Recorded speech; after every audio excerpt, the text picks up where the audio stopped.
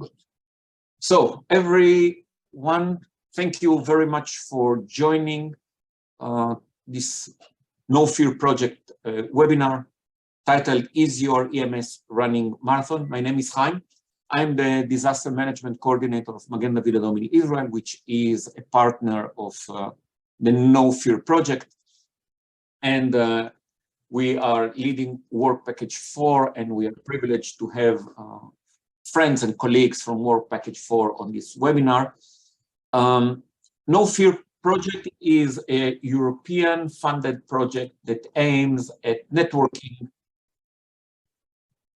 pre-hospital care practitioners with the academia and with the industry in order to bridge gaps. We all know that the pre-hospital care sector is extremely fragmented between private, public, different structures of public services, systems with physicians, systems with paramedics, systems that are fire-based, systems that are hospital-based, and that makes the life of the academia who wants to help us learn and of the industry extremely difficult.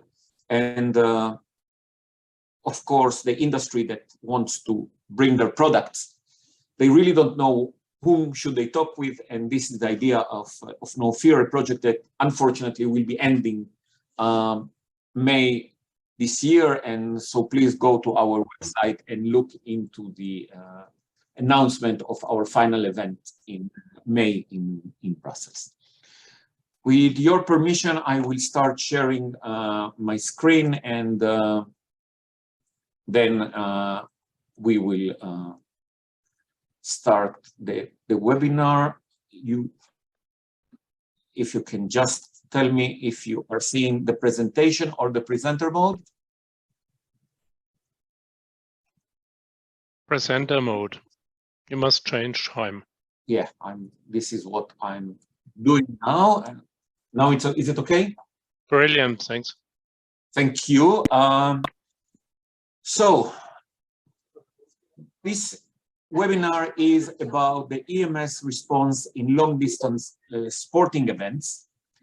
And the idea that we have is very simple, and it is that long-distance sporting events pose for us a very unique set of challenges. Stadiums are big, are complex, but they have a very clear perimeter. In cycling or marathons or any other long-distance event, sporting event, we don't have that, and we believe that there are many lessons to be observed, to be learned, and they are best practices to learn. So the idea of this webinar is sharing and learning one from the other. How can we do better on those events? Without further ado, I will move very quickly to the speakers, just to say that we will kindly ask you to put your questions during the presentations in the chat. We will refer to the questions at the end of the presenters' speeches. We are not going to stop in the middle. And the fact that this webinar is being recorded, I would just kindly ask our speakers to stick to their 10 minutes so we respect everyone's capacity to present their ideas, and we also give some time for questions. We have a very distinguished list of speakers from Madrid, from the London Ambulance Service, from Ireland, from Bavaria, from Italy, 2 speakers, a colleague from the industry, from Rinicom, and from Magen David Adom in Israel. And Paloma, the floor is yours. So please go ahead. Good evening, everyone. Good morning to some of you. It's very nice to see you all. I will try to make a short presentation about the experience of SAMUR as a main actor in the medical coverage of the Madrid Marathon. Next, please. Thank you.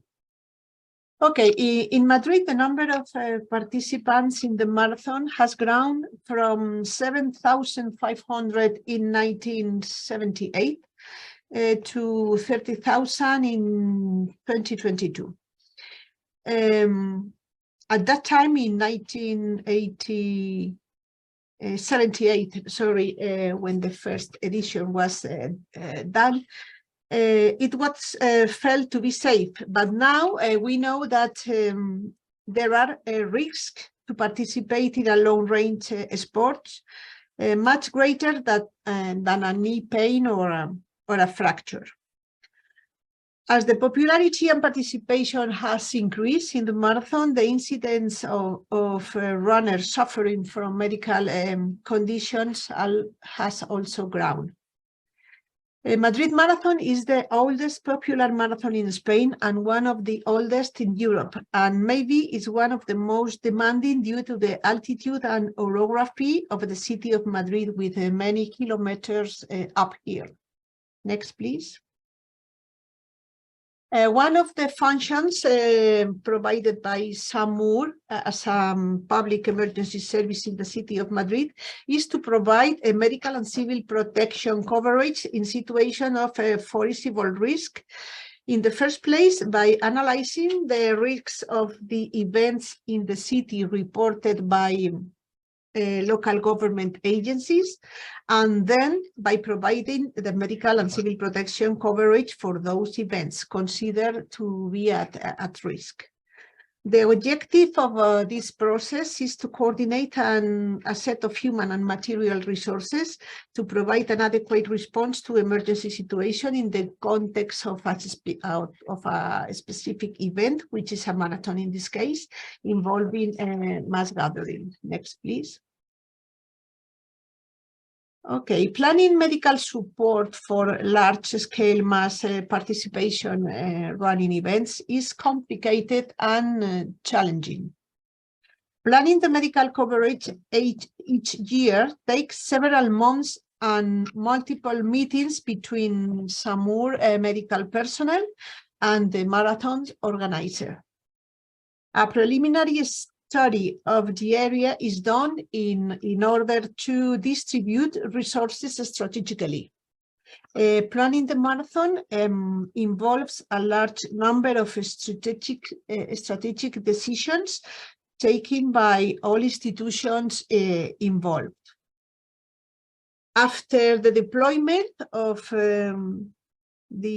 SAMUR and the withdrawal of an analysis of the operation is done as an opportunity to assess how the event went, to discuss about it and gather feedback on issues, risks, and lessons learned, which is so important. Next, please. We have three different distances. The marathon, with 42 kilometers, the half marathon with 21 kilometers, and the 10 kilometers race through the center of Madrid. Next, please. In our experience, the minority of injuries occur at the start of the race, with mostly stiffness and muscle overload being the most common symptoms after the first kilometers, especially in those people with a little training. Usually at that point, at the start of the marathon, an advanced life support and a basic life support are enough resources to take care of the people affected. From the middle of the race to the end, the number of people injured or suffering from a sudden illness gradually increases, and it is close to the finish line, where the highest number of patients are treated. So that we deployed in the middle of the race in an area with the marathon, the half marathon, and the 10K converge, one medical post, 2 advanced life support units, 10 basic life support units, 5 bicycle teams, 5 motorcycle teams, and 20 walking teams. Next, please. These are the structure we usually deploy inside the marathon. The command post provides a structure to integrate a combination of personnel, procedures, and communication, usually housed in separate organizations. In the medical post, the medical posts are managed by physicians, nurses, EMTs, logisticians, affiliation, and medical evacuation officers. In every medical post, besides the medical staff, there is a supervisor in charge of relationship with other institutions, also with the journalists, being also responsible of maintaining an adequate or proper occupancy rate inside the medical post, and the medical care data management. Everybody knows we have in the advanced life support units a physician, a nurse, and an EMT. Our basic life support units are crewed by 2 EMTs, and the bicycles, the motorcycles, and the walking teams is composed by 2 EMTs with a basic life support material in a rucksack and AAD. The mobile command post is the bus you see in the picture. It's only a coordination center. It's not a communication center anymore. Next, please. In the command post, several radio channels managed inside the command post are set up specifically for the marathon. So the command post becomes a communication center dedicated only to the event. And these are the specific radio channels we use to manage the event. One channel for the mobile medical units, another channel for the walking teams, another channel for affiliation and evacuation, medical evacuation, management, coordination with the dispatch center, and the last one, logistics channel. Next, please. Okay, during the marathon, casualties are triaged into light, intermediate, or severe categories based on the START triage tool. An important point to note here is the importance of making triage outside the medical post. Why? Because if we will allow everyone who is in any discomfort to enter the medical post, medical care would be quickly collapsed. The most common casualties in the tent, we can say that we evaluate runners complaining of musculoskeletal injuries, skin and soft tissues injuries, several forms of physical exhaustion and gastrointestinal problems.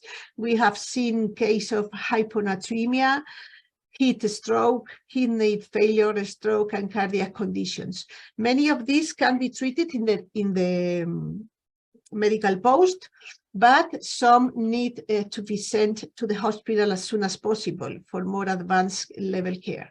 We have the possibility also the possibility to cool runners quickly with ice in case of heat stroke, IV fluids, and a great range of medication to treat everything from pain, inflammation, muscle cramps, allergy, nausea, etc.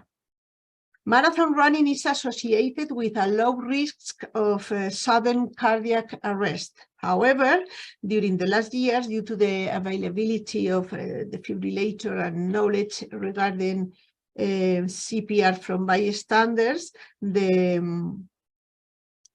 survival has increased. Next, please. What about our main lessons learned? Planning the medical coverage each year takes several months and multiple meetings between the involved medical personnel and the marathon organizer.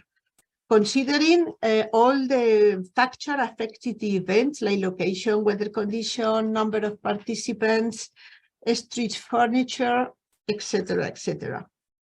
Innovative education to all the staff involved in the medical coverage is also a good practice, and of course, to plan every aspect of the response and observe proper security measures during the event. The second main lessons learned is the interinstitutional coordination with other agencies like police, fire department, hospital, traffic management, street sanitation, etc., are key in order to reduce the risk. And regarding the treatment of patients, two things to highlight is that most of the casualties are seen at the end of the race, along with the more severe casualties. And the level of care at the medical post is often not sufficient to manage the injury level, and patient has to be transferred to the hospital as soon as possible. Okay, our first marathon after COVID-19 pandemic, we had a major challenge because we had to organize the start of all runners in rounds of 500 people separated by distance. And the assistant protocols in the medical post also has to be changed. Next, please. Our best practices to us, the internal coordination meetings with SAMUR staff and volunteers to prepare material and human resources necessary for the proper development of medical coverage would be our first best practice. Then the external coordination, also very important, the external coordination meetings with the organization of the marathon and other institutions involved. A training session beforehand targeted to healthcare workers from SAMUR is on the most frequent pathologies seen in the marathons and their treatment. We conduct these training sessions before every marathon and to update the topic. Another training targeted to all volunteers from the marathon organizations in CPR and first aid techniques and how to alert emergency services is also done every year. And the last one is the training provided by SAMUR, targeted at physical therapists and podologists from the marathon organization in CPR and first aid techniques, and how to alert the emergency services as well. And I think that's all. This is a picture published on Instagram about the training session to the volunteers of the organization and physical therapists and the podologists. And that's all from SAMUR. Thank you very much.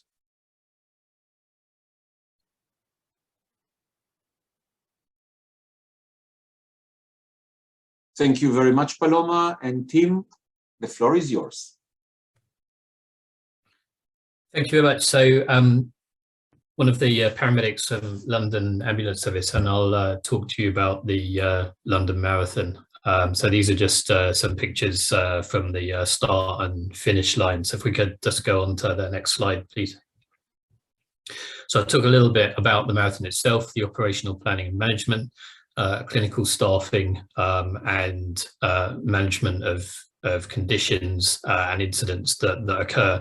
Just for context, this picture that's on the right here was actually taken from the marathon some years ago, where there was actually a bomb threat and there was a potential need for us to relocate the finish to a different location. And I'll come on to that in a minute. Next slide, please.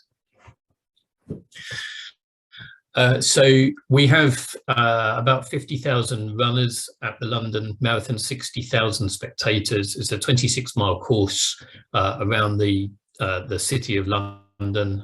We don't have hills like we do in Madrid, but I still wouldn't fancy running it myself. Massive road closures, which causes traffic chaos in London. And we treat around 7,000 patients each year. But of those, only about 50 to 60 go to hospital. Next slide.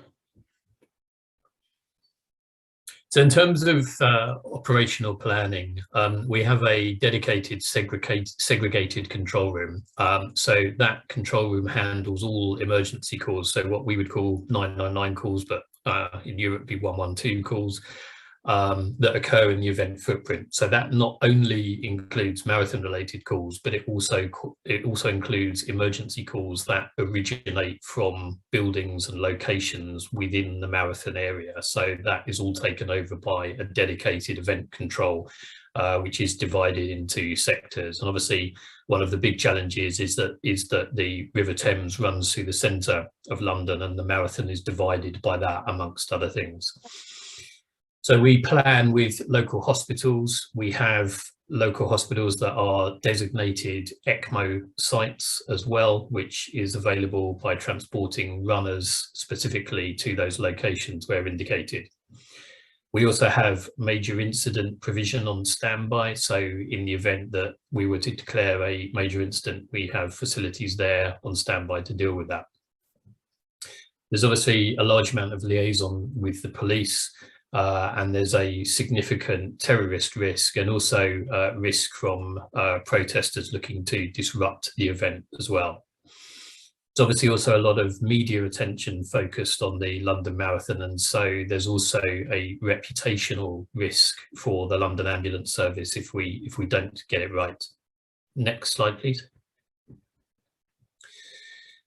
So in terms of how we staff the event, it's a combination. So the London Ambulance Service, as the statutory provider of pre-hospital care, has overall responsibility for the event. It provides ALS ambulances, paramedics and EMTs, and much like Madrid, on motorbikes, pedal cycles, but we also have a large number of foot-based response teams. So what you can see on the right here is one of our foot-based teams. So that's a team of 3 people, at least one of whom will be a paramedic.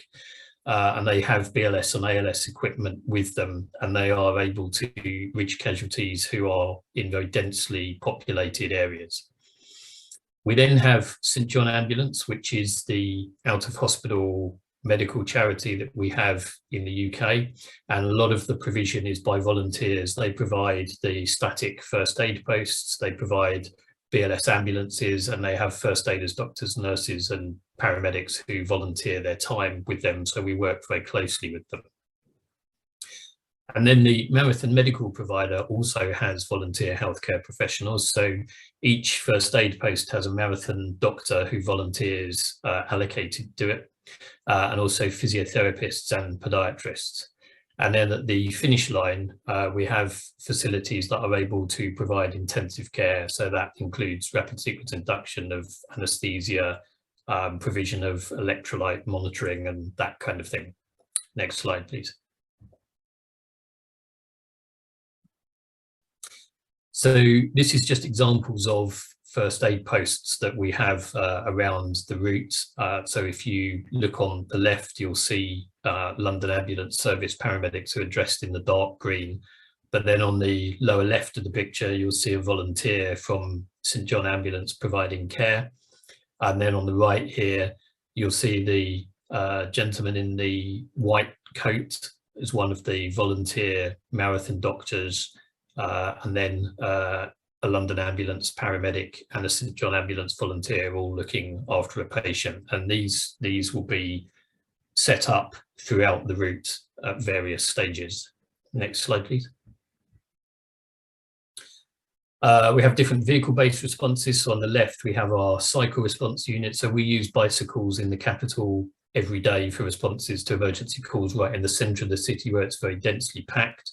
In the middle here, you see a London ambulance vehicle and then also one of the St John Ambulance charity ambulances. And then on the right, you see one of our motorcycles, which we have based in the centre of London. Next slide, please. So as we said, we have various foot-based teams. So on the left here, we have what's called a casualty retrieval team. So that's a team of somewhere between 4 and 6 people who are equipped with a trolley bed and they can go and retrieve casualties. We've talked already about our foot-based teams, and there are examples of those in the other 2 pictures. So they carry a range of BLS and ALS equipment and an automated defibrillator, and they're able to respond to medical emergencies for both runners and spectators in densely populated parts of the city. Next slide, please. The finish line, as we said, has intensive care facilities. So I'm sure this is probably the case for most other marathon events. People will cross the finish line, and then the point at which they stop moving is the point at which they experience collapse. So there are plenty of bed spaces for marathon runners who collapse under those circumstances, and most of them don't need any more than monitoring. What we've then got on the right here is a patient being taken out of the finish line intensive care facilities, needing to go to hospital. And again, you can see a combination of St John Ambulance volunteers, London Ambulance Service paramedics, and again in the white marathon coat, another doctor as well. Next slide, please. So in terms of clinical management, again, I think very similar to Madrid. So the most common conditions are musculoskeletal and skin injuries, cramps, blisters, minor wounds, that kind of thing. We said exercise-associated collapse, that's more common at the finish line.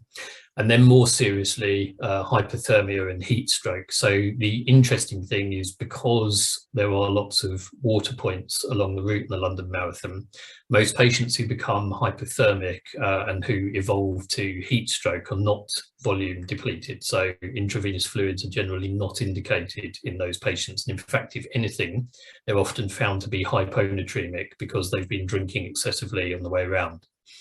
So every first aid post has ice delivered to it, and the initial procedures are to obtain a rectal temperature and then to initiate cooling until the temperature drops just below 38 degrees centigrade. And we see lots of cases like this, which would ordinarily prompt patients to be transferred under emergency conditions to hospital if we encountered them in everyday practice.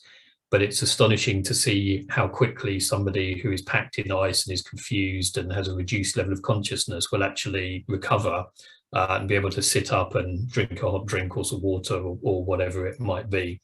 So it's a completely different management approach.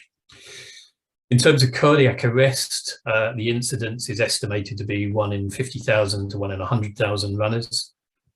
The London experience is that the deaths generally are from pre-existing cardiac disease. Other non-cardiac causes have been hyponatremia, heat stroke, use of performance-enhancing drugs, and in some cases, subarachnoid hemorrhage. So those patients would be attended usually in the initial stages by first aiders from St John Ambulance, then backed up by a response from London Ambulance Service paramedics. Next slide, please. That looks like the next one. Thank you.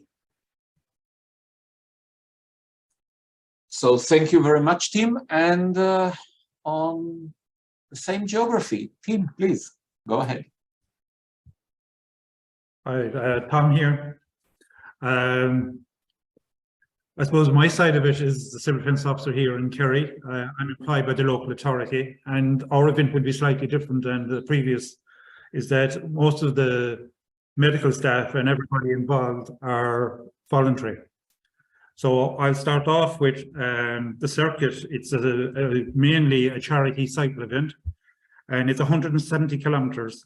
It starts at 6 a.m. in the morning, and it finishes around 7 p.m. in the evening, depending on your fitness level. and it's more of a recreational and a fun day out to raise money for charities. So it has started since 1982, and I took over in 2012. So we have 120 medical response personnel, and my job and my role in that would be to coordinate all of those through a medical plan and lining them all up for the day. So we'd have cardiac first responders up to advanced paramedics, and we'd have over 15 ambulances and 10 support vehicles, which would be mostly 4x4 Jeeps and bicycles, motorbikes, etc. So myself, my role on the day would be to coordinate all of those and make sure that everyone is okay on the day and they know what they're doing on the role of the Ring of Kerry. Next slide, please. So the coordination of the medical plan, we would have 3 medical centres. The main one would be based in Killarney town itself. We'd have one halfway around would be Carrsiveen, and then 3/4 way around would be in Kinmare. They're manned by 2 ambulances and 2 doctors, and they're on specific times as well. So most of the cyclists would be told to stop there, get in food and refurbishment, and if they had any medical ailments or whatever, to see the doctors or the first aid personnel. On top of that, then we would have 12 first aid posts spread around strategically on the circuit. These would be in case anyone had a fall or got hurt, or they'd be the first people they meet on site. The medical control centre would be controlling all of these personnel. We would have the Tetra radios for everyone involved with the event on the day, and we would know their location through the medical control centre on big screens back at the HQ, and we can monitor that. So at the start, from the 6 a.m, you'd have the lead jeep that goes out. At 6:15, you'd have the first ambulance. At 6:30, you'd have a second ambulance, so on and so forth. So you have a vehicle going out every 15 minutes from the centre till 9 a.m, till all the cyclists are gone out. We would have 9 repair locations for the bicycles around the circuit, as strategic locations as well. And they would have also mobile vans to repair the vans if they couldn't come. We would have multiple volunteer emergency services involved, like ourselves, Civil Defence, the Red Cross, Order Malta, and depending on the charities as well, all the charities that get the money from the raise on the day, which is between 1 million and $1.5 million, goes into those charities. And they would also, those charities would provide voluntary first aid people that I would deploy on those 12 first aid medical posts. So there's a bit of planning and preparation in regard to that their certification is current, that their training is what it is, and for the purposes of the cyclists that they may come across, that they would be up to date on their training. Primary response agencies would be the police force, the HSE, which is the main primary agency here in Ireland, and NAS, which would be deploying all the ambulances, and again, the local authorities. As you can see on your left there, the circuit that it goes around, it starts in Killarney and finishes in Killarney, and that's, as I said, 170 kilometres in different terrains, different, I suppose, levels of mountains, lakes, and scenery. And the roads are fairly narrow as well. And we do employ the Gardaí or the police force at certain areas as well to make sure that cyclists are safe on the road. Next slide. Here you can see our control centre, and there are 2 control operators, and they can map and know exactly where all our resources are, and they can move them or stall them, stop them, or tell them go ahead. So they are all coordinated at the control centre. Nobody leaves or moves without their control, and they know exactly where they are at all times. So there is a lot of planning and preparation, and this all begins months in advance. We already had our first meeting for this event on the 1st of July 2023 in January, and we'll have about 6 more meetings with regard to the medical personnel. So the different medical agencies briefed previously to the event, which would be again St. John's, Ambulance, the Order Malta, Red Cross, and Civil Defence itself. And then we look at to see what charities are involved and then coordinate those personnel as well and train them up to let them know what's happening. So there you see on the left, as I said, the communication center, and that's set up the day before the event starts and put in everything and test the system as well. So we have our personnel all lined up from 5 a.m., but the event starts at 6 a.m. So in case there's any issues or problems, and it does finish around 7 p.m. But as we always say, it's till the last person finishes. So there's staggered start times. So usually we set up a roll of about 200 to 250 in the first wave. And on average, we're talking about 10,000 cyclists to go over those 4 hours. We have roaming road closures. As you could imagine, for 170 kilometers, you couldn't close the whole circuit. People live in there. So we usually have it staggered in time-wise, and we have that following through with the local teams involved. What I mean by that is that we would suggest to them that they're roaming road closures, but don't take it that they are closed all the time. We find out that a habit of a lot of cyclists, if they find out that there is a full road closure, or they think or don't understand what a roaming road closure is, they keep the head down and keep cycling. And you can't have that, because some people coming out of the driveway reversing onto the main road, and you have trouble straight away. Okay, next slide. So the event tracks participants from all over the world. It is a good cause and people enjoy doing it. So a variety of medical requirements and fitness levels. Again, it's a fun day. A lot of families do this, and they're all different medical standards as well. Some people don't do the whole circuit. They might just do the first half, and they might do the second half, come in at different areas of the circuit. Again, that makes it more difficult for us as well in coordinating it in regard to the crowd. There you can see on the left, the picture there, that's Killarney at the start point. Next slide, please. We utilize an interagency emergency van that coordinates where all the voluntary agencies register, and then they're deployed out in their ambulances. They get their welfare pack and they get their Tetra radio, etc., and they do a test radio check before they go out on deployment.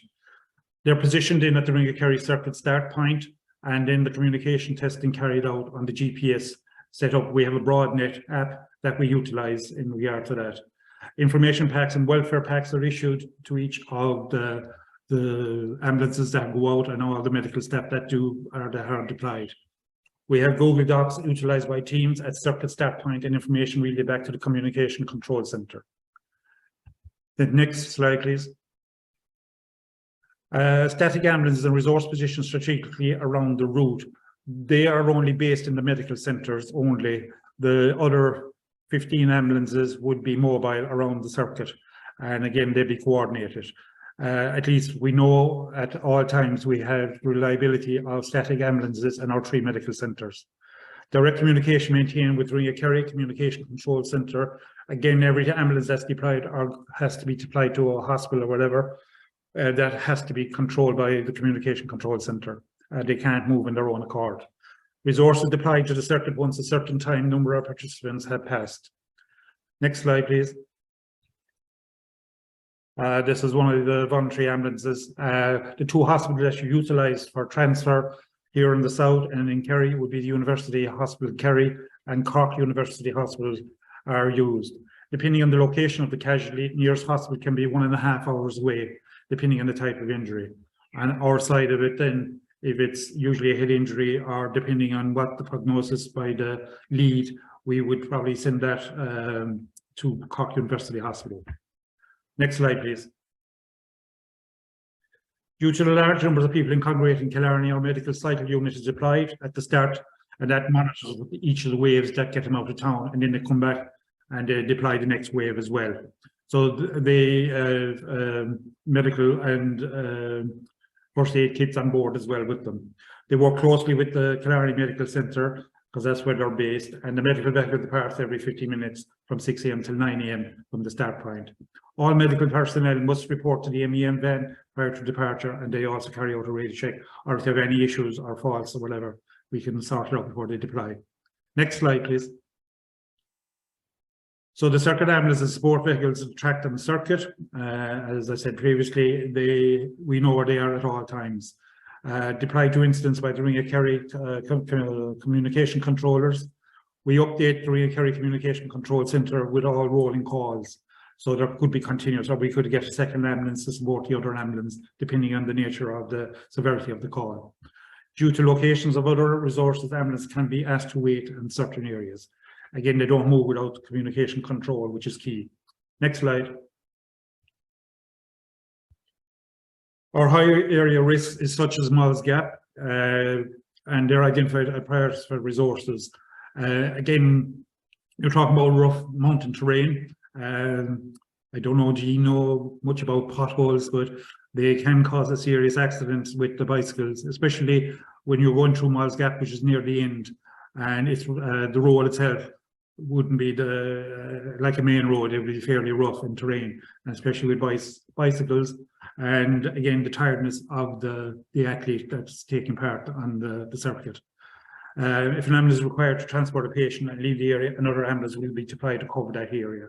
So once one ambulance goes out, that takes one of your resources out, we can replace it with another one, and we have extra ambulances on standby to do that as well, depending on what the location, of course. Next slide. One ambulance and support vehicles finish the circuit and return to Killarney. All patient report forms and ambulance report forms are returned to the agency, which their member involved with civil defence order, Malta Red Cross, etc. So they hand in and they look after the patient report forms themselves, and I collate and gather all of those at the end as well. The finish time is roughly 7 o'clock, but we won't finish up till the last person is back. We usually have a debrief then within 2 weeks after the event, and we try to improve every year with this. The numbers escalate from, I suppose, from 8,000 right up to about 12,000. I think that's it. I look forward to seeing you in the wedding in Killarney in 2023 in May, I believe. And thank you for your time. Thank you very much. An amazing event. Before we go to mainland Europe, I would kindly ask our participants to indicate in the chat, where are they from?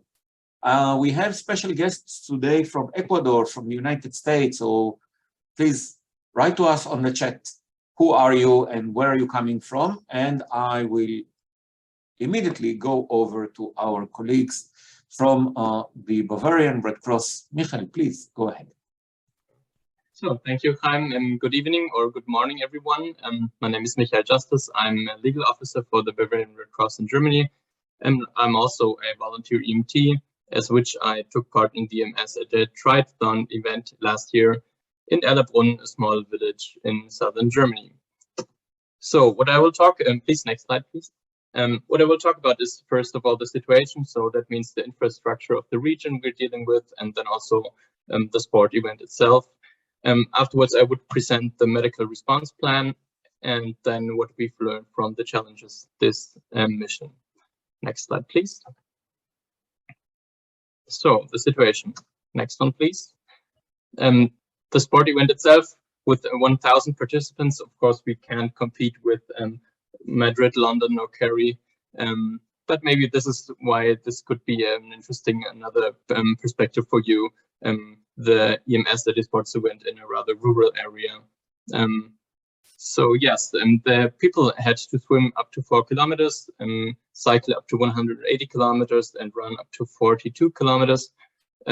Which already is the first challenge we had to deal with, and that we had to cover a very large area altogether.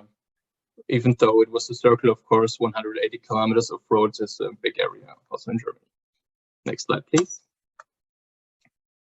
So where are we located? We're located in the heart of Europe, in the south of Germany. Next slide, please. Near Würzburg. Würzburg is a city in the middle of Frankfurt and Nuremberg. Maybe you've heard of both of them. Next slide, please. So the medical infrastructure in the region is as follows. So starting with EMS, in Germany we have a doctor-based EMS system, and so the doctor would come to every more or less severe emergency, and they would be brought there by BMWs, as you see it down in the center. We have BLS and ALS units. So on top you see a basic life support unit, and on the right you see an advanced life support unit staffed with paramedic. We have also, of course, in the background, we have mass casualty units, we have technical service units, and we have ADVs and motorcycles, as you see on the left side. Next slide, please. The hospital situation is as follows. 20-minute drive from the triathlon area would be Würzburg, a city with 3 big hospitals with healthcare facilities of all disciplines, and we would have smaller hospitals around in the area too. Next slide, please.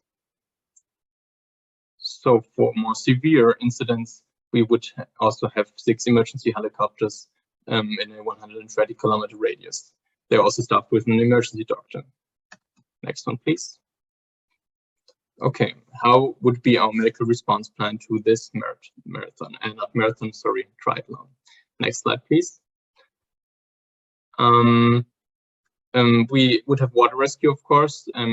We've had 13 motorboats in service and also a few stand-up paddles who accompanied the swimmers. Next one, please. So our command structure would consist of 2 control rooms, 2 mobile control rooms, 1 for water rescue and 1 for land rescue, and also the general command post. Personally, it would consist of the 2 guys you see in the middle of the second picture. It would be a paramedic and a emergency doctor. The paramedic would be the organizational commander, and the emergency doctor physician would be the medical commander. And on the right, you also see the water rescue commander. Okay, now next slide. This would be an example of a sheet that the command post or the control room would send us every hour as a status report, so we can have a good overview.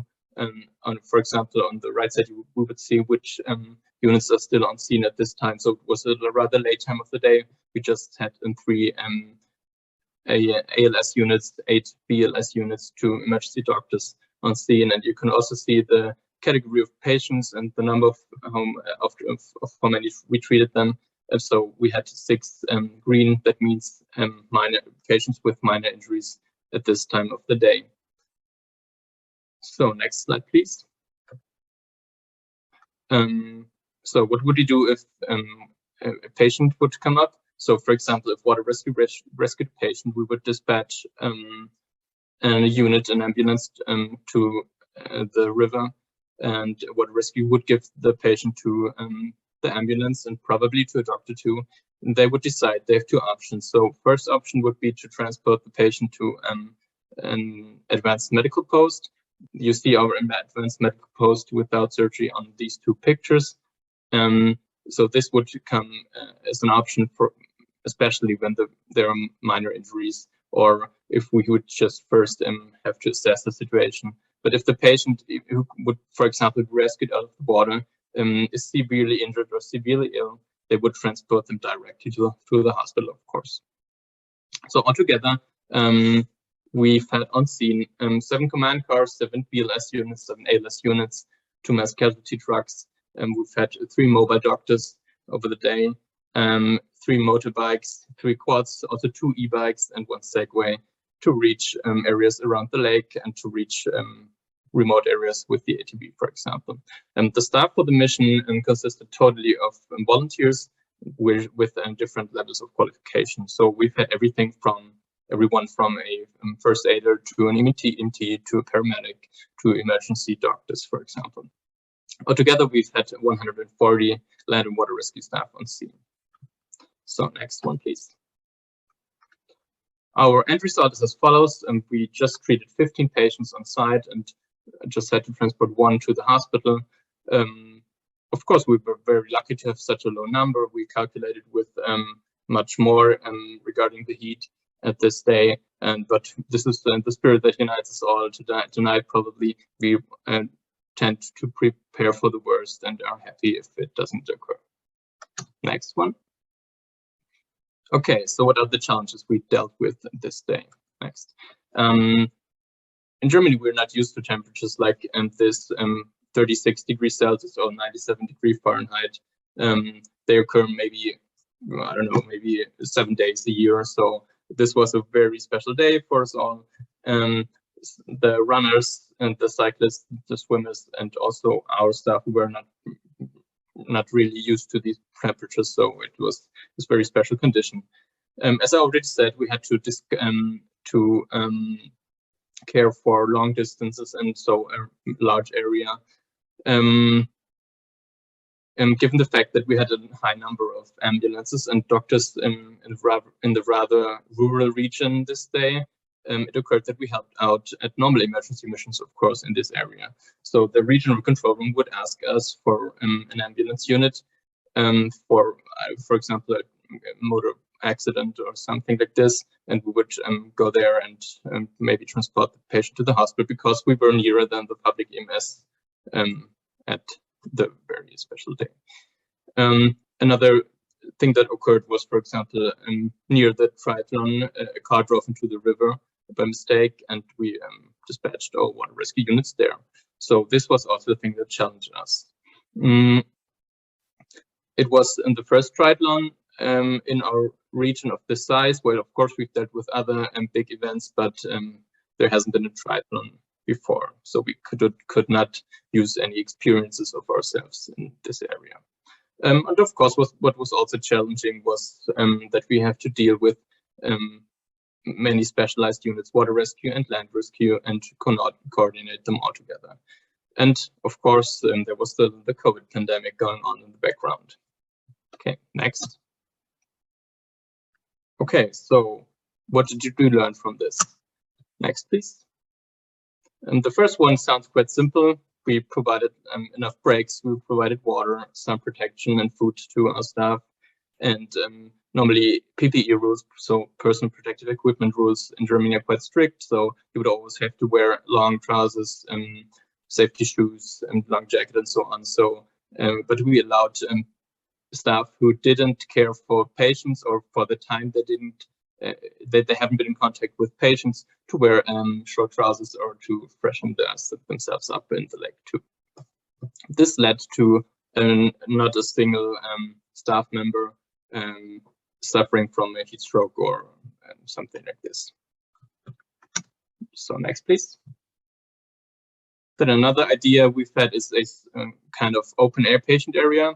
You can see the tents of our advanced medical post where we treat our patients in normally, but if the sun is shining on them, they tend to get really, really warm.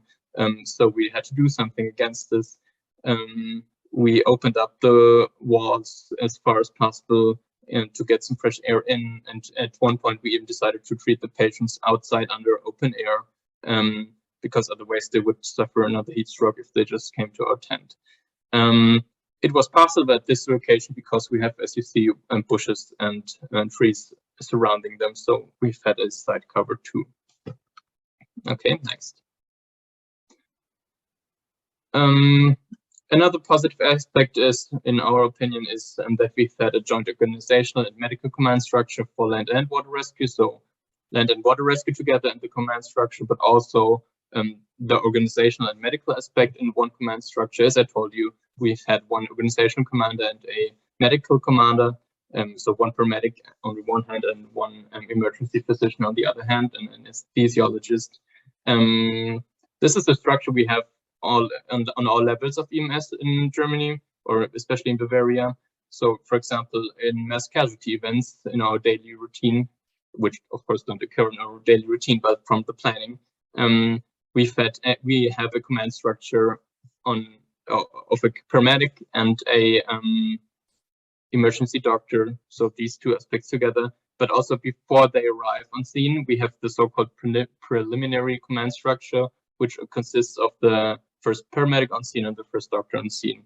So it will always be the structure, and we copied it for this medical service at the triathlon, and we are happy with the results because we dealt with all the tasks and managed them. Okay, next. So that was it. I thank you for your attention. If you have any questions, feel free to ask them or to write me or my colleague Uwe an email. Thank you very much. Thank you very, very much, Michael. And I will hand over to Andrea. Hi, everybody. I'm Dr. Ciccolone. I'm anesthesiology, and I'm coming back speaking about wheels. Next, please.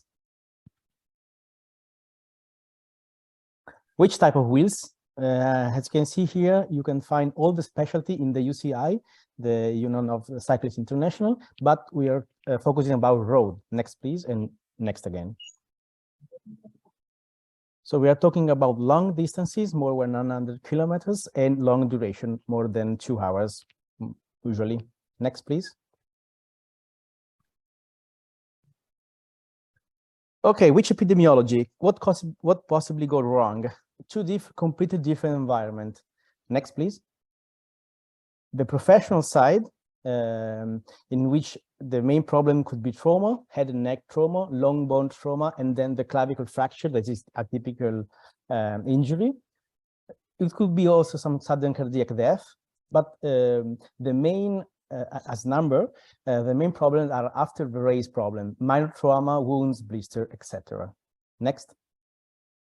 Otherwise, in the amateur side, as we can already have seen in Ireland, the medical problems and the cardiac problem come first. So acute MI, exertional heat stroke, respiratory failure, hypoglycemia, and so on. And then also the traumatic injuries.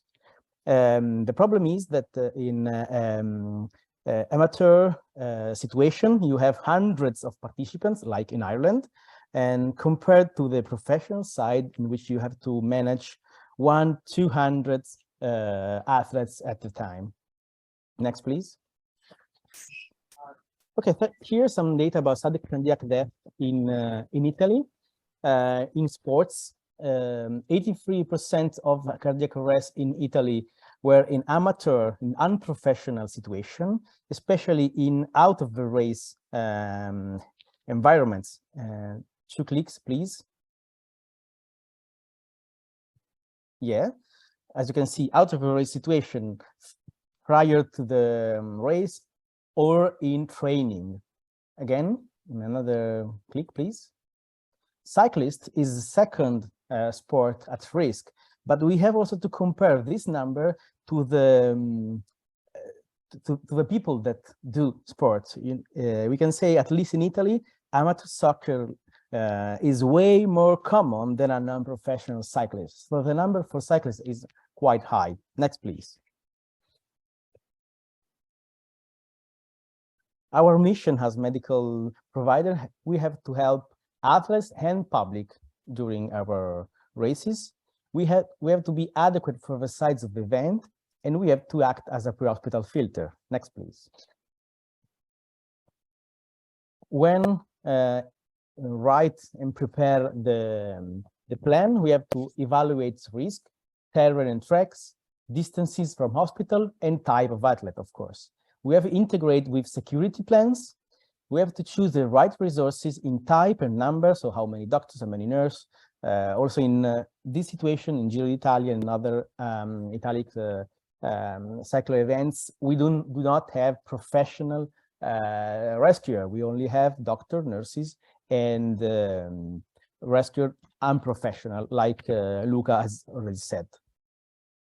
We have to write a comprehensive plan for each stage of the races with team and vehicles, indication of hospital with a marking of trauma centers, and also something about disaster management that could happen.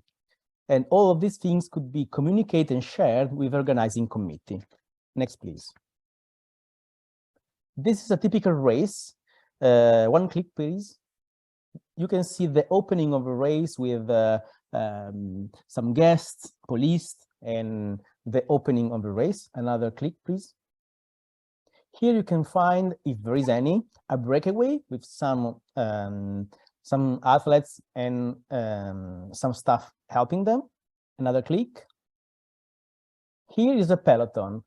All the athletes are here, and after the peloton, there is the commissioners, the doctors, and all the team cars. All the cars that you see after the red one are the team's car with the team director inside the car.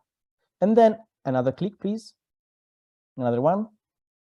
At the end of the race, we have the ambulances. So the doctor and the ambulances are separated from several cars.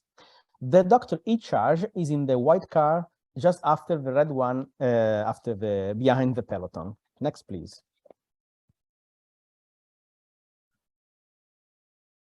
Here you can see the doctors, yes. In the case, yeah, the red circle are the doctor and the ambulance positions. Next, please. In case of breakaway or fuga in Italian, if this breakaway is up to more than 30 seconds, the leading athletes will be reached by commissioner, lay assistance for drink, food, tires, and of course of TV, because they are the first of the race. Next, please. If the gap is superior to 90 seconds, as previous, but we also had doctor and team car could overtake the peloton and reach the breakaway. Next, please. In case of crash, the stage should continue. So we have to provide safety and medical care. The first to stop is the main medical car that will activate the first ambulance if needed. Not that we should guarantee safety on crash. So usually the doctor car will be parked protecting the scene. The driver of a medical car will divert traffic, and the ambulance, with also the team car that have to stop, will be positioned after the crash in an ideal situation, of course. Next, please.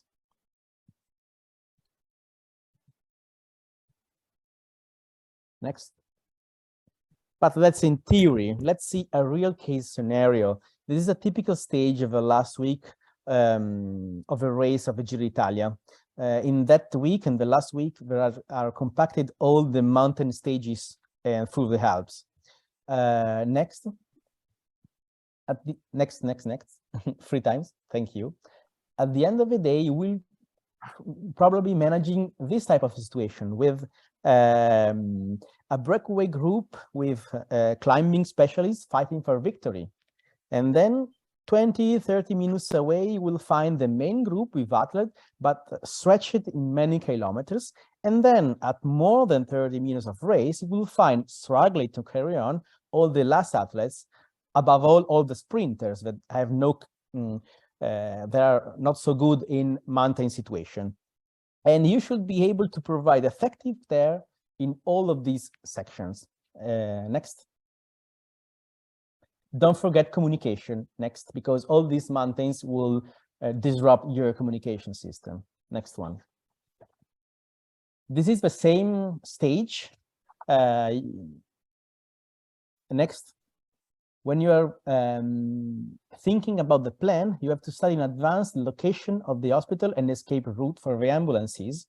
After, in case of hospitalization, all the hospitalization are made in collaboration with the local EMS. But the problem is that in like this situation, you have to communicate with different EMS, local EMS of different regions. So the challenge will be difficult. In this situation, the green one are minor hospital, in which you can send minor problem. Again, a click thing. In Sondrio, there is an average hospital in which you can send almost everything, but the major trauma hospitals are quite far away from this track. Next, please. The major hospitals are located in Bergamo and Brescia, so quite far away. In that situation, you could be, you could have necessity to call for an EMS support. Next, please. Yeah, it could be the situation at the end of a race with a group of cyclists in three or more different parts of the race. Real life, many people in the passage, especially in the big cities, for every big cities or in where there could be a lot of public, the local EMS dispatch and organize their own support for the city. Next, please. But when you manage for races like that, you have also to think about arrive in mountain situation like this, or next, tough meteorological conditions. Next. And I'm done. Thank you for attention. Grazie mille. Very interesting. I think challenges are very extremely interesting. And Eric, please, over to you.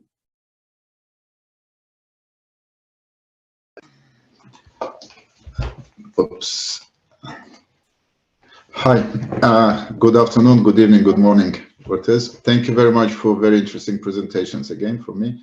I represent the company called Rinicom. We are part of the No Fear project, but what I will be talking is completely different from what you were talking. It's not about how to organize the medical care and how to organize the event, but it's about one of the tools what we've developed, and we believe it could be useful in this medical event. From the presentations, what I've seen, I saw quite a few pictures where I would imagine what our tool will be quite useful.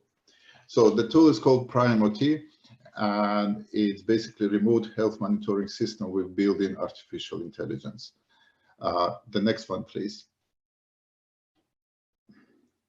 So what it is, it's a medical device tool. It's a clinical tool. It has pulse oximeter. It has 12-lead ECG. It has the blood pressure monitor, and it has the temperature, and it has the respiratory meter. And the beauty of it, it's all of these sensors are connected wirelessly to the tablet or to the mobile phone or to the gateway what you have. I saw the picture from the London ambulance with a lot of wires around the patient, so these wires could be omitted. Then this data is from the sensors is collected either on a tablet or on a special gateway. And then from there, it's created into a report, and it could be sent anywhere in the world where you define simultaneously to numerous places, or it can be do the live streaming in real time, all the data. And we also have the capability to link it with the medical records, electronic medical records. For example, in the UK, we are connected to EMS system, which is all the UK and NHS customers are connected to this one. The next one, please. This system, what we did, it's quite well established. It's already been used in numerous applications. It's been used primarily in the hospital, quite a few hospitals in the UK. It is used in India for the rural areas for monitoring the people in the rural villages and so on.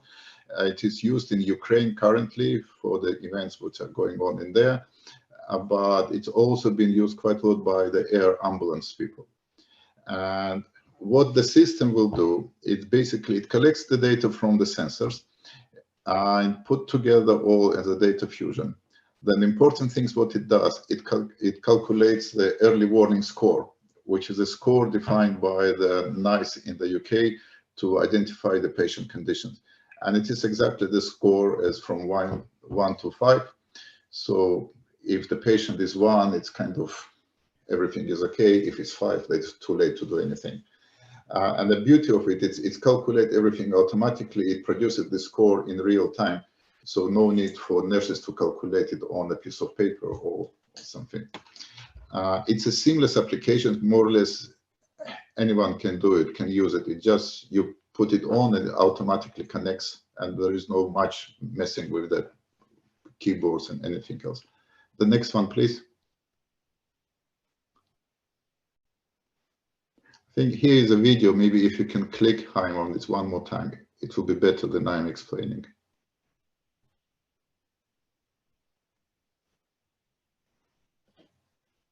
I think there should be voice as well in that video.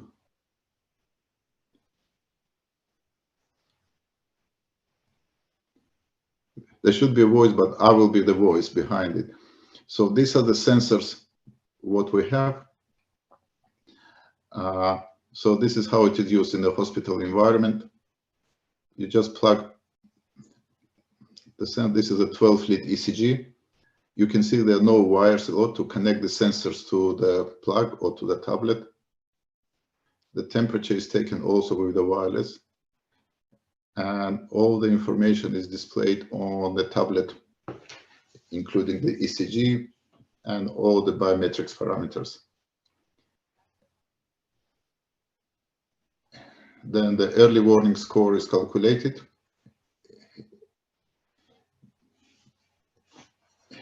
And from there, the report is created, and the report is configurable, so whoever, whatever format is configurable. And this report is similar to the current what is used in the UK. And this report is emailed either to a predefined number, address, or it could be streamed to a private server, or as I said, it's linked to electronic patient database. One of the beauties of this system, it has a 12-lead ECG. So it's a medical grade 12-lead ECG. So it's a CE mark and everything. It's not the one lead or 3-lead what you get on the watch or on a bracelet. And it's already been used, as I said, in a number of places.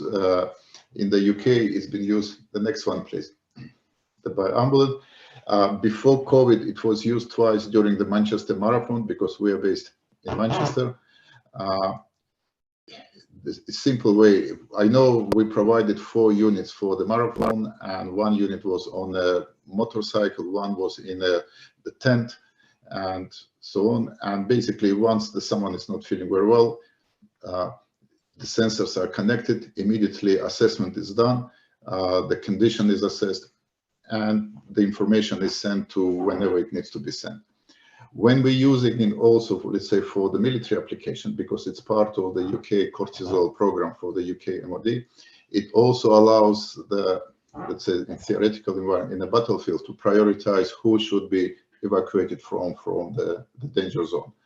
And the same thing could be done here. If, let's say, something happens during the event, you have too many injured people and too little number of ambulances. Because of you have like an early warning score, you can evaluate who should be detected first. And the important thing, all this is providing the evidence. It's not simply, I thought he is not feeling very well, that's why I decided it.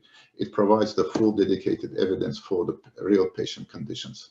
So, and I think that's it. That's a very short presentation, what I wanted to present. Thank you very much.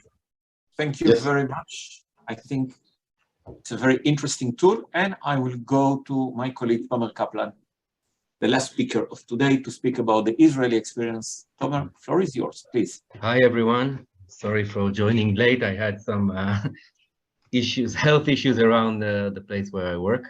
I'm going to present. You should just say others' health issues, not yours. Yeah. Are okay. Yeah, I was trying to assist.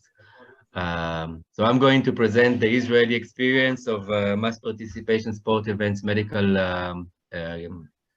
secure or medical treatment. Chaim, you can go to the next slide.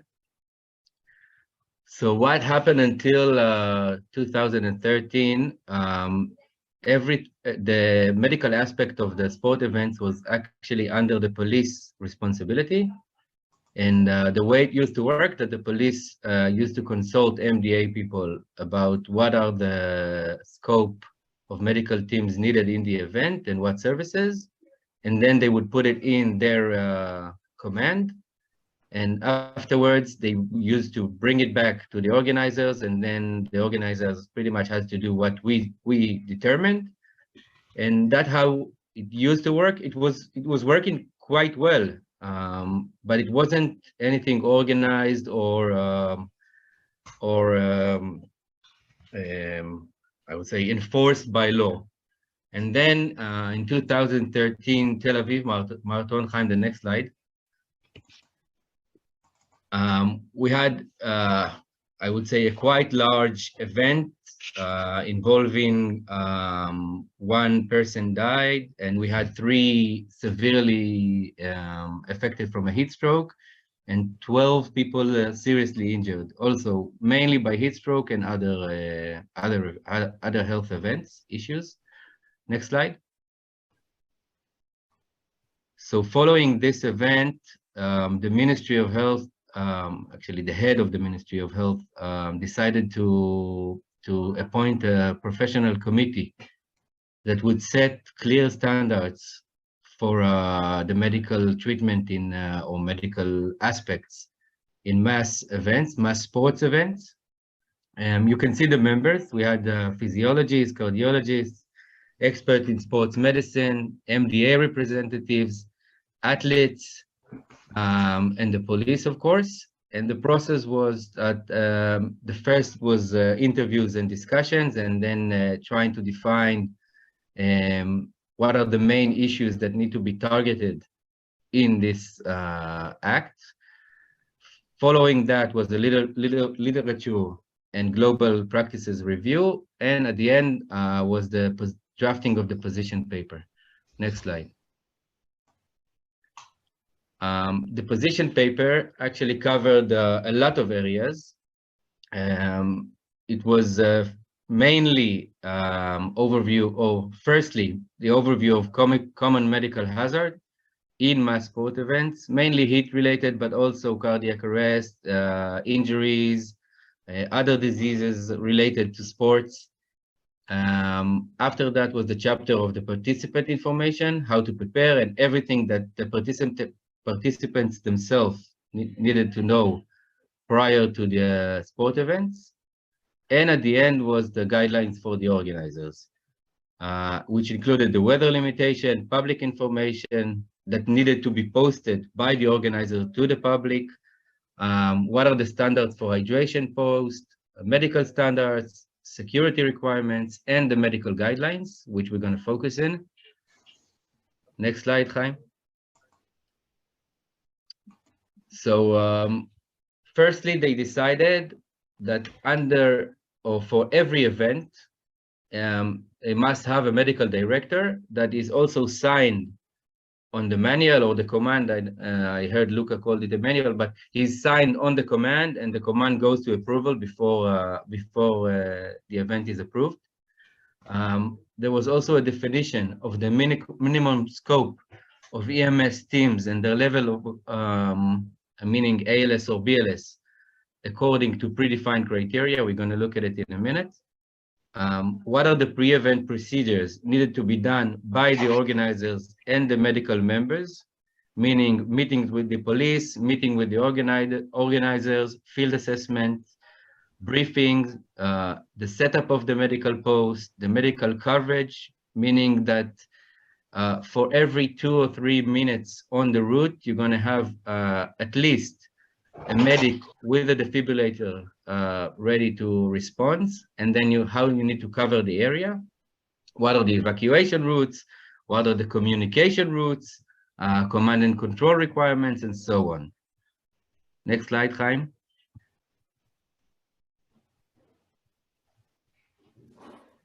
This is an example of the table of minimum standards. You can see, obviously you can't read Hebrew, but what it says is about the drinking post, how many water need to be held in every drinking post, what are the key or the minimum standard of the medical teams in each race, how many medics are needed, how many, how do you call them?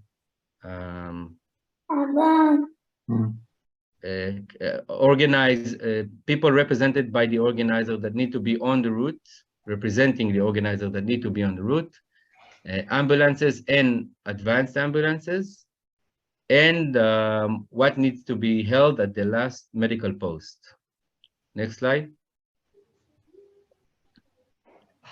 For the medical treatment site, so we're talking about the big sites. How many sites are there in a race are amount of runners dependent, but ideally it should be up to 50 meters after the finish line. That's because we saw that most of the hard cases or most of the severe cases are passed once they finish the finish line. So it has to have a triage post, a medical registry post. Sometimes, not always, we have a mobile command and control post. If it's a small race, then they manage it from the main dispatch center in for MDA.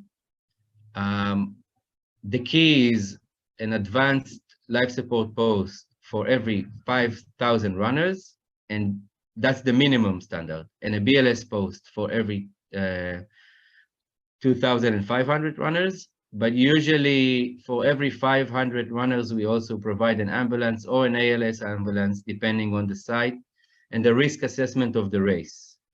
And you can see what's also in the tent at the bottom. Next slide. So in addition, they also defined what are the criteria for termination or disapproval of a race. So first of all, if we have a security risk, which is obvious, then the race won't be going on. But also we're under severe climate condition. So in Israel, we're using the PET, the physiological equivalent temperature scale.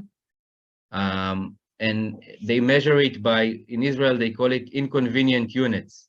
But if it's more than 28, it sums up the temperature, the moisture, the environmental condition, and so on. And at the end, you get a measure. So if it's over 28, there's no activity, as you can see. 24 to 28, only professional activities, and also only under special approval. And if during the race we have more than severe cases per 1,000 participants, we terminate the race, even if it's in the middle of the race.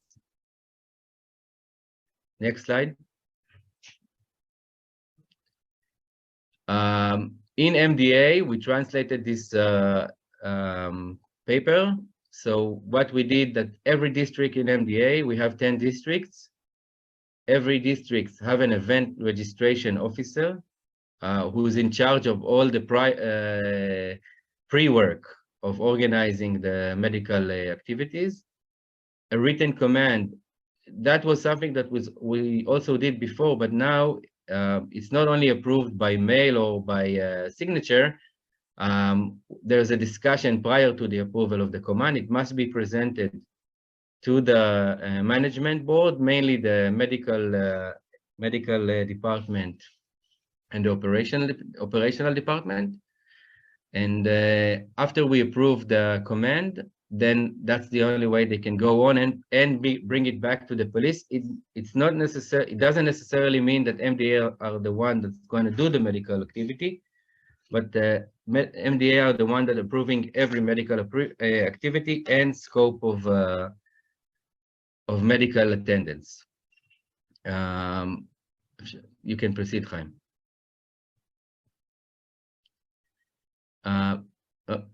Next slide. Yeah.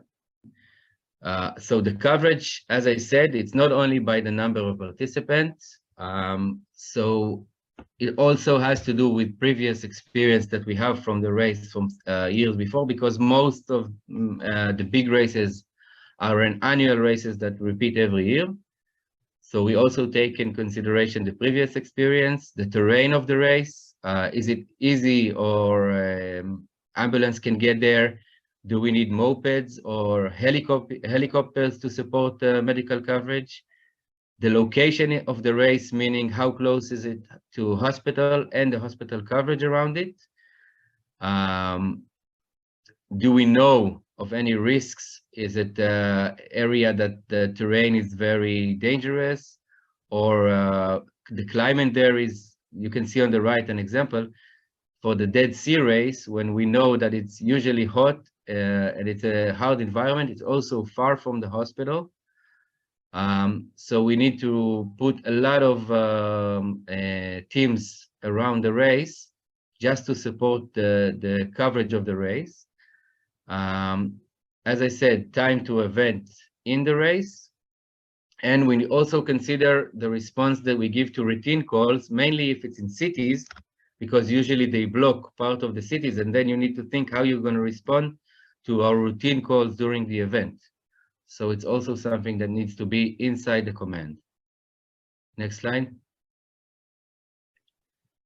So the structure of the medical command for every event starts with the general information on the race, the participants info, meaning the amount of participants in every section of the race, their characteristics. Is it professionals? Are there kids? So we need to take that into account. The risk assessment taken by, we have a predefined table for definition of risk assessment. The possible threats, the event timeline. So we need to know if we need all our medical teams at the beginning, or can we move some of them in the beginning and then move them to a different part of the race, or do we need to bring more teams during the towards the end? The configuration of our teams, meaning ALS, BLS, first care, first aid units, routes, and medical teams layout, so evacuation routes and the layout of the teams, as you saw at the map in the previous slide.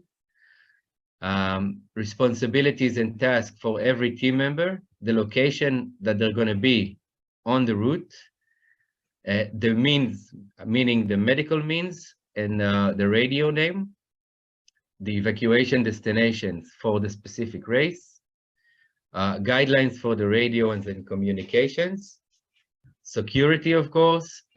As Luca said before, we also take into account the mass casualty incidents response plan, so that has to go in every command. The logistics, meaning do they need tents, do they need food, water, and so on. And every related medical protocol or guidelines that related to the specific event. Take, for example, heat strokes or hypothermia, and so on. I think that's the last slide. Yep, and you can see some pictures from events at the end. Thank you. Thank you very, very much. We have time for 3 questions. I have one question from Tim. If anyone is aware of cooling equipment that can be mobilized by cars.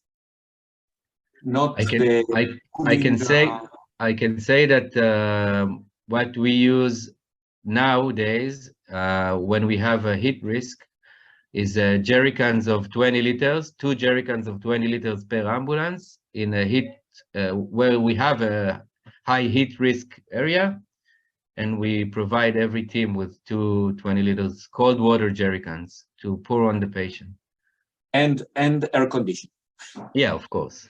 And the air condition of the ambulance. Any other ideas for cooling that can be transferred by a car, not with the nice pools? Tomer, I like the design of the Italian pools. They are much nicer. They look much nicer than ours. Colleagues, any other ideas? Hi, this is Luca. Yes, Luca.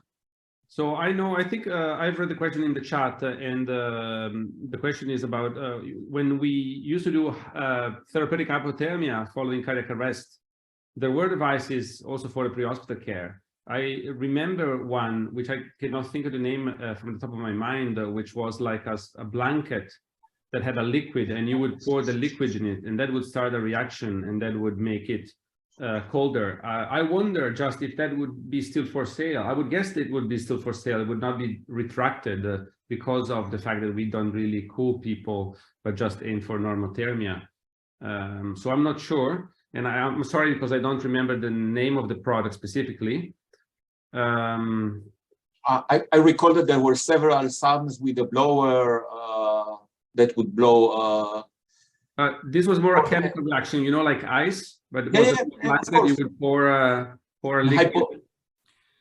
Yeah, so thank you. I think what you're talking about is the care vest, I think. Yes, the care vest, yeah. Yeah. So they don't make it anymore. That's why I was asking the question. So we're trying to get better at treating patients who are in cardiac arrest or obtunded from drug ingestion who are hyperthermic, and we're trying to look for something that we can carry on our cars that isn't water, and that's what we probably would have looked to use. But because we don't do therapeutic hypothermia anymore, lots of these devices are not manufactured anymore.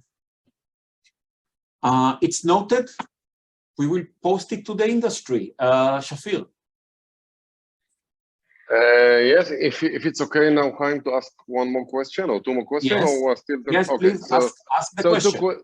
Two questions for all the colleagues. I heard some of them mentioning putting some ECMO devices on field. So I wanted to ask how common it is they used it, or how common they met a patient with specific or criteria that match to ECMO. And the second question, Shafir, I will stop you here. I will pop the question to the audience, and then we'll do your second one. So colleagues, please, those who put ECMO in your response plans, did you have any experience using it, or it's just as a contingency at the moment?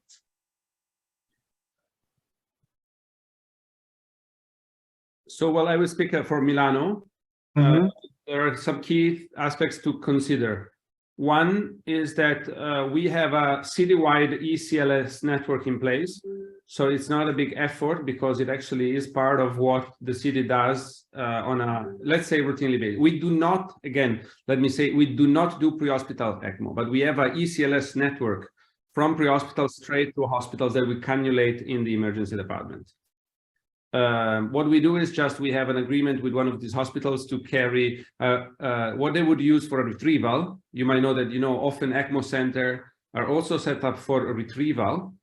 Especially, it's mostly done in VV ECMO because it's complicated to retrieve a VA ECMO because usually the failure is quite quick, but pretty much the same equipment. So as a matter of fact, we used it once in 10 years and the patient did not survive, but it went to organ donation. But again, it's going to be a very infrequent situation. And we do it because we have the capacity at a, let me use the term, at a reasonable low cost. Again, I do not have any data where that is cost efficient in a naive system. Thank you, Luca. Any other comments on the ECMO? Shafir, your second question. Okay, thank you. In terms of command and control and perhaps medical devices, did any of the colleagues ever used or thought to use drone? Because it's a very large area to cover. First of all, for command and control, if it's interesting someone, and the second one, if you all probably know that there's drone today that are can carry AED or other medical device. So does anyone used it or thought about using it? Use of drones in the operation. I can answer this. So one of the, again, we are not the medical company, but we develop a lot of solutions for drones. And we are involved in a couple of trials. There is one trial in the UK, it's across the Morecambe Bay, where the drones are used to deliver the medical supplies and the blood samples and everything. It's in a trial phase. It's not operational use, it's just a trial sponsored by the government to work out all the processes. So the biggest challenge is not the drone to fly.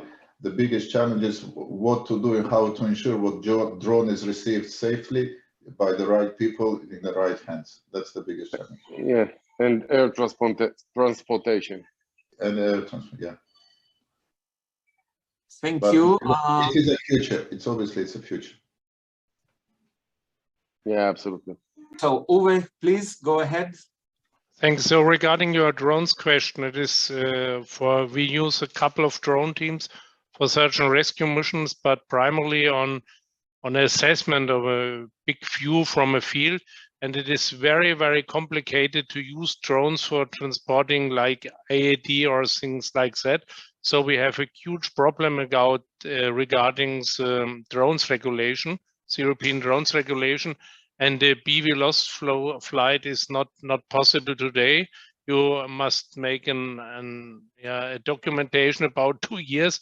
It is allowed to fly. I think it would be hopefully better. And the next topic, since 3 weeks in EU regulation about the use space is ongoing. So I think in the future, we have some options and it is good to test it on the trials, what we can do, and also to transfer the user requirements. But back to your questions, maybe in a normal mission, we have a couple of drones teams, most of them are the mountain rescue teams. So it's really helpful for making in complicated areas, but not for transport. Thanks, Gaim. Thank you, Uwe. Tim, I have a device for you used by Samur Madrid. I will put you in contact later via email. They are using one in the pre-hospital setting. So thank you very much. Perfect. Paloma and Paloma will help us. Colleagues, for me, it was a wonderful 1 hour and 45 minutes that passed like 20 minutes. I have a very long list of observations. We will produce a short document of the main issues. I have to say that traffic is an issue that we have to address. The incorporation of volunteers into the operation. Just to mention two, I like the idea of Google Docs as a way of simple way of real-time sharing. So a lot of best practices. I would like to greatly thank you all. The recording, edited recording, will be on the No Fear platform. Please register there, and you will have access to all our knowledge and as well as the recording of this webinar. And I would again thank you. Thanks the colleague from Ecuador, United States, Zambia, that we have here. And I'm sure we will see you all in our next webinars. So thank you very much. Have a great day for those who are starting and a great evening for those who are ending their day. Thank you again so much for participating. And